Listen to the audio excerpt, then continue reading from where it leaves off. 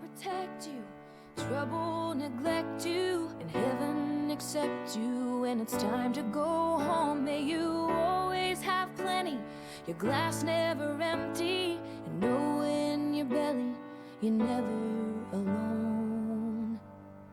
May your tears come from laughing, you find friends worth having. With every year passing, they mean more than gold. May you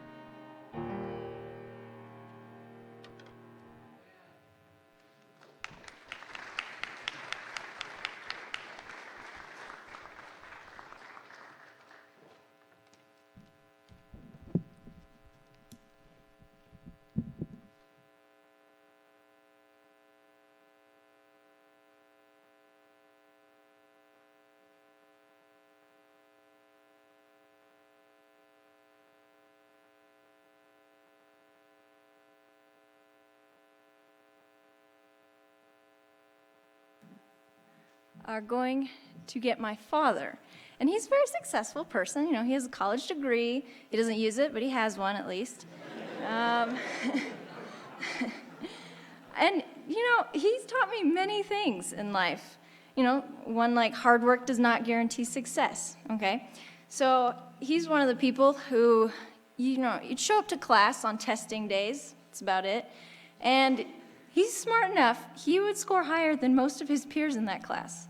Okay, so hard work doesn't guarantee success, okay? That's one thing I've learned. Another thing, you never give up. You gotta push through even when the going gets tough. All right, here's another story, which I found out just last night when my grandparents were tattling on him. He decided one day that it would be a great idea to take his father's car and drive it into a snowbank, because he wanted to see if he could get through the snowbank. This, of course, was a car. It was a Buick Skylark, if that means anything to anybody. I had to look it up. It wasn't a truck. So anyways, so he backed up, and he rammed into and he got stuck. So his friend pulled him out. He did it again. This happened about 5 times. But he finally made it through that snow pile. And, you know, snow everywhere. That's great. So, you know what? Never give up, even when it gets hard. It's another thing I've learned. You know, he's taught me a lot of things in life. And I know he's got a bunch more up his sleeve. So we are all privileged and excited to let him speak for us this evening. So please join me in welcoming my dad, Jason Schumacher.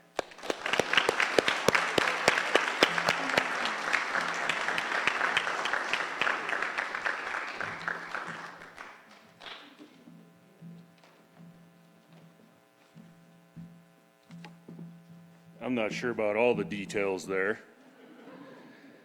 Everyone seems to forget that I usually had a cohort with me when I was doing those things, and my brother right there. You know, I have to admit that when Lindsay and Hannah asked me to speak tonight, I thought they were joking. Once they convinced me I wasn't the object of some prank, I reluctantly agreed.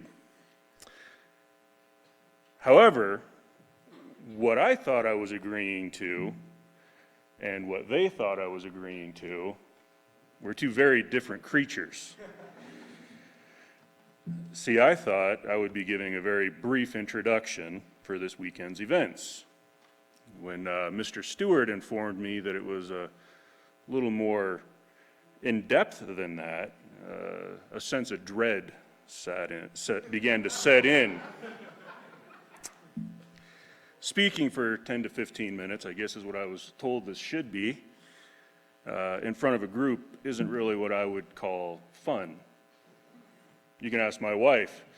She's happy if I'll say 15 words when I get home from work. Nevertheless, I had agreed to it, and here we are. I guess the joke is on me after all. My requests for guidance on what the class would like me to speak about were generally ignored, and the little bit I did receive was somewhat less than helpful. We just thought it would be funny to have you up in front telling stories was about the extent of advice my daughter Lindsay bestowed upon me. Apparently the class seems to think I'm sort of funny guy. Now don't get me wrong, standing up here cracking jokes and being obnoxiously sarcastic would be right up my alley. But I'm afraid I will be disappointing the Mount Ellis Academy of 2018 tonight. The more I reflected on what this weekend is about, the more I realized this is no joking matter. This graduation weekend is indeed a time for joy and laughter. It's a time for us parents to feel pride and maybe even shed a few tears. Not me, of course. I won't be having anyone demanding my man card this weekend. This is a time for our students to feel a sense of relief and accomplishment. As you look upon our graduating class, you will see students from South Korea, Cameroon, Mexico, Brazil, Guatemala, and the good old US of A. The diversity present here is a true blessing to us all. What brings people from around the world here? There are many reasons, to be sure, but not the least of which is that this country has long been called the land of opportunity, a place where you can accomplish anything with hard work and determination. The Declaration of Independence states, "We hold these truths to be self-evident, that all men are created equal, that they are endowed by their Creator with certain unalienable rights, that among these are life, liberty, and the pursuit of happiness." While the Constitution does protect life and liberty, it doesn't mention happiness. Nowhere is happiness guaranteed. The pursuit of happiness is an unalienable right, but it's up to you to catch it. Your pursuit of happiness is going to be different for each one of you. So don't allow yourselves to be forced into a one-size-fits-all mold. For some of you, happiness may be found as a doctor of medicine, a business executive, an actor, or a teacher. For others, it may be as a builder, a heavy equipment operator, a steel worker, a farmer, or even a signal maintainer for the railroad. There are countless paths you can follow in your pursuit, and each path will present you with its own difficulties. The only guarantee you have in your pursuit of happiness is that you will face trials and setbacks. How you respond to these is what defines you as a person. Remember, not succeeding only becomes failure when you give up. I'll say it again. Not succeeding only becomes failure when you give up. So are you going to throw your hands up and quit? Or set your jaw and continue moving forward? A measure of stubbornness will actually serve you well as you navigate through the obstacles you will encounter on your path. Believe it or not, there are probably more than one person in this room tonight that would accuse even me of being stubborn. I remember my senior year. We were instructed to come up with our life motto. Mine was, "I will find a way, or I will make one." With Lindsay's introduction tonight, which I did not know was going to be so fitting, she would probably agree that I've done a pretty good job at living by that motto. Of course, we all know there is much more involved with overcoming obstacles and finding true happiness than just being stubborn. My favorite text, Proverbs 3, 5, and 6 says, "Trust in the Lord with all your heart. Lean not on your own understanding. In all your ways acknowledge him, and he shall direct your paths." There will be potholes, speed bumps, and even a few U-turns in your future. Trust in God, give him the glory, and he will guide you along your path. He doesn't promise it will be easy for you. We have a plaque hanging in our house, It says, God doesn't give you what you can handle. He helps you handle what you are given. No matter what path you choose to follow in your pursuit of happiness, there will also be a great deal of work. Whether that work is mentally taxing or physically exhausting, it's all still work. There is effort that you must put into your pursuit. I remember my grandfather saying once, the trick is finding a way to make a living doing something you love. Then you'll never work another day of your life. Unfortunately, this isn't always possible. But enjoying what you do does make that hard work a little more bearable. Take pride in that hard work and in a job well done. Galatians 6:4 says, pay careful attention to your own work, for then you will get the satisfaction of a job well done. And you won't need to compare yourself to anyone else. You all should be very proud of what you have accomplished. As you move on from here and begin down this new path, remember always to be on the lookout for the many opportunities that will come your way. When you find your opportunity, pursue it with a stubborn determination, never considering failure as an option. Take pride in your accomplishments and a job well done. Above all, trust in God's direction down this path we call life.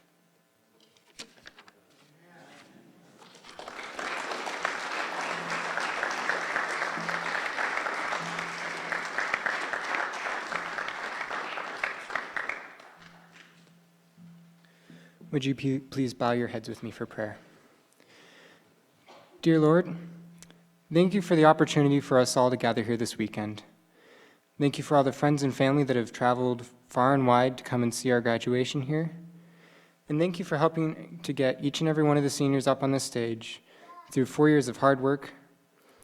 And please, Lord, I want to pray your blessing on each and every one of the seniors as we go out into the world, and that we carry you with us always. Please be with everyone here in this room. Help this weekend to go smoothly, and bring those who are not here with us yet here safely. Amen.